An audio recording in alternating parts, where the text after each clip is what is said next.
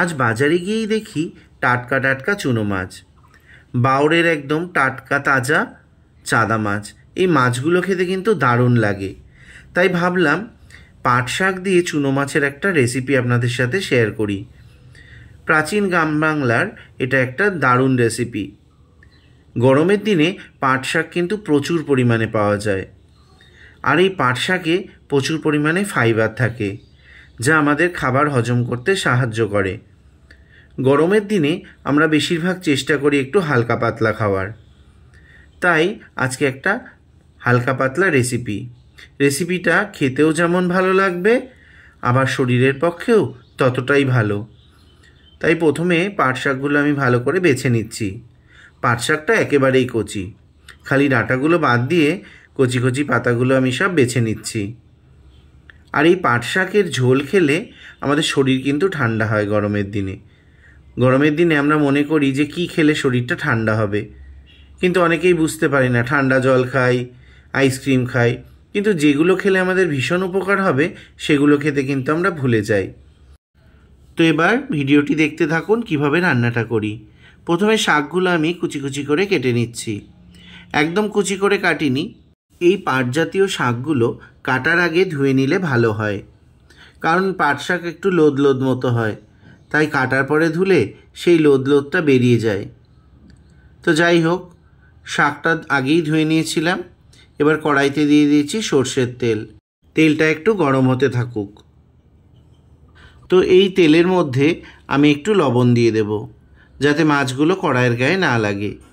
মাছটা আমি প্রথমেই কেটে নিয়েছিলাম, তো মাছটার মধ্যে এবার লবণ হলুদ মাখিয়ে নিচ্ছি।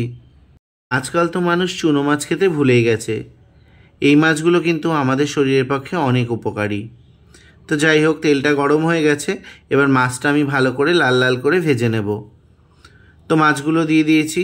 বেশ খানিকটা মাছ রয়েছে, মাছটা আমি দুবারে ভাজবো। মাছের একটা পাশ ভালো করে ভাজা হয়ে গেছে। এবার মাছটা উল্টে দিচ্ছি।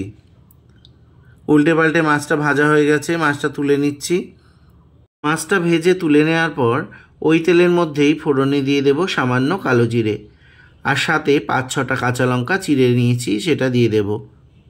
আর দিয়ে দেব একটা বড় পেঁয়াজ কুচি করে কেটে রাখা। দিয়ে ভালো করে নাড়াচাড়া করে নিয়ে এর মধ্যে দিয়ে দেব স্বাদ মতো লবণ আর হলুদ গুঁড়ো। দিয়ে আমি পেঁয়াজটা হালকা করে নেড়ে নিচ্ছি। পেঁয়াজটাও ভাজা হয়ে গেছে।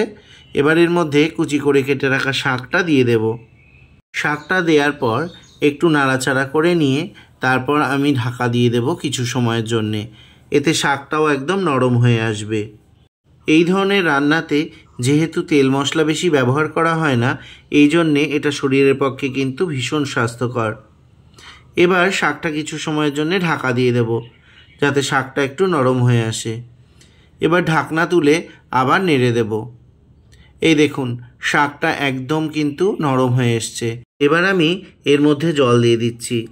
জলের পরিমাণটা একটু বেশি পরিমাণে দেব। তো এবার আবার ঢাকা দিয়ে দেব কিছু সময়ের জন্যে। যেহেতু এই রান্নাটা একটু ঝোল ঝোল হবে, তাই জলের পরিমাণটা একটু বেশি দিতে হবে। ঝোলটা ফুটতে শুরু করেছে। এবার একটু নেড়ে চেড়ে দেব। শাকটাও সেদ্ধ হয়ে গেছে। এবার ভেজে রাখা মাছগুলো আমি দিয়ে দেব এই কড়াইয়ের ভেতর। দিয়ে ভালো করে নাড়াচাড়া করে নেব। দিয়ে আবার কিছু সময় ধরে রান্না করব। এই রান্নাটা এত ভালো হয় কি বলবো। কম টাকা খরচা করে একটা দারুণ স্বাস্থ্যকর রান্না। এতে একদমই তেল মশলার পরিমাণ কম, যা আমাদের শরীরের পক্ষে কিন্তু ভালো। দেখুন, ঝোলটা দেখেই বুঝতে পাচ্ছেন, এই ঝোলটা দিয়ে অনেকটা ভাত মেখে খাওয়া যায়।